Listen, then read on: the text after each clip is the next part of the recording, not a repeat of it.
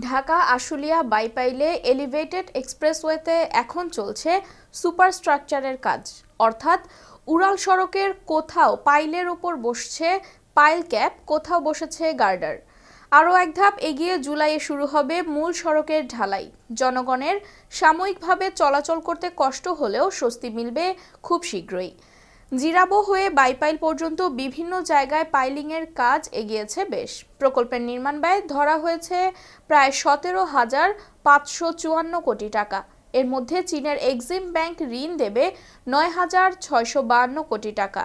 বাকি অর্থের যোগান দেবে বাংলাদেশ সরকার। প্রকল্পটি 2017 সালের নভেম্বরে জাতীয় অর্থনৈতিক পরিষদের নির্বাহী কমিটির অনুমোদন পায়।